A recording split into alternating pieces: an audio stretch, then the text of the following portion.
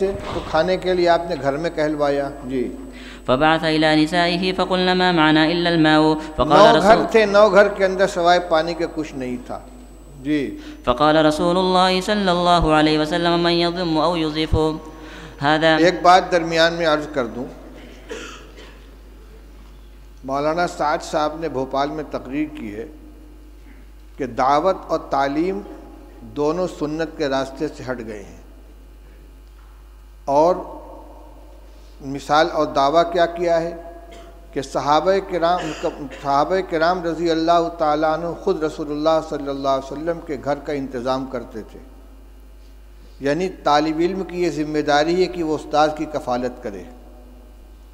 کہتے ہیں کہ صحابہ جنگل جاتے تھے، لکڑیاں کاٹ کے لاتے تھے، اس کو جلانے کے قابل بنا کر فروخت کرتے تھے، اور رسول اللہ صلی اللہ علیہ وسلم کے 9 گھروں کے اندر تازہ بکری کا گوشت روزانہ پہنچاتے تھے.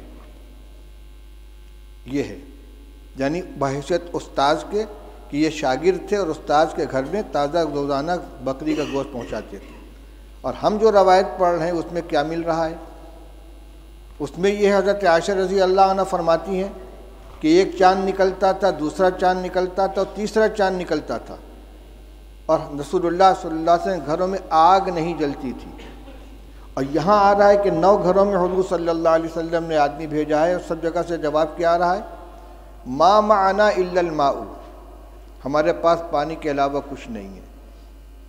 یہ کیا حدیث کی تحریف نہیں ہے؟ یہ ازواج مطہرات کے بارے میں جو بات کہی جا رہی ہے صحابہ کے بارے میں کہ روزانہ ان کے یہاں بکری کا تازہ گوشت صحابہ کرام پہنچاتے تھے، اور آج طلبہ کو کھانا مطبخ سے دیا جا رہا ہے اور اساتذہ کو تنخواہ دی جا رہی ہے، لہذا تعلیم سنت کے راستے سے ہٹ گئی ہے. یہ کیا مذاق ہو رہا ہے؟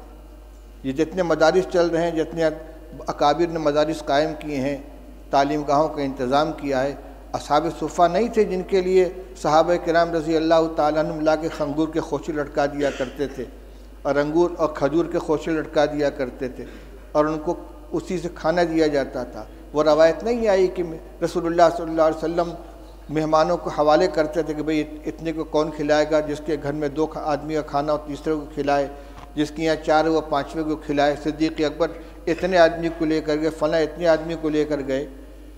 اور حضور صلی اللہ علیہ وسلم کے ساتھ جو تعلق تھا صحابہ کرام کا، وہ صرف استادی و شاگردی کا تھا کہ اس کو اور صحابہ کرام رضی اللہ تعالیٰ عنہ خود پیٹ پر پتھر باندھتے تھے، رسول اللہ صلی اللہ علیہ وسلم بھی پیٹ پر پتھر باندھتے تھے، 2 باندھتے تھے.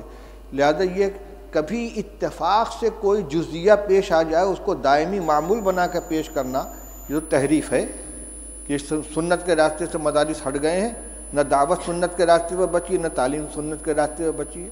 کس قدر خطرناک چیز کا مطلب یہ کہ عوام کو یہ سمجھا دو کہ مدرسے جو ہے سنت کے خلاف چلے جا رہے ہیں، لہذا عوام کا رشتہ مدارس سے بھی کٹ جائے اور علماء سے بھی کٹ جائے.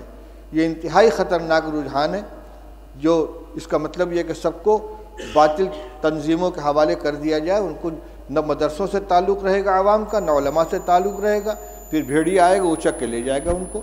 اس پہ مجھے یہ یاد آیا کہ صحابہ حضور صلی اللہ علیہ وسلم نے ایک مہمان کے لیے گھروں کے اندر کہلوایا ہے، تو سب جگہ سے یہی شکایت آ رہی ہے. حضرت انس رضی اللہ تعالیٰ عنہ کی روایت پڑھ چکے ہو کہ بدبودار جس میں مہک پیدا ہو گئی تھی، ایسی چربی لے کر حضور کی خدمت میں پہنچے ہدیہ کے طور پر، اور کہتے ہیں کہ رسول اللہ صلی اللہ علیہ وسلم کی 9 ازواج مطہرات تھیں اور کسی گھر میں کھانے کو نہیں رہتا تھا. آپ نے وفات کے وقت 30 سا جو یہودی سے ادھار لیا ہے، اپنی ذرا اس کے پاس آپ نے رکھی ہے.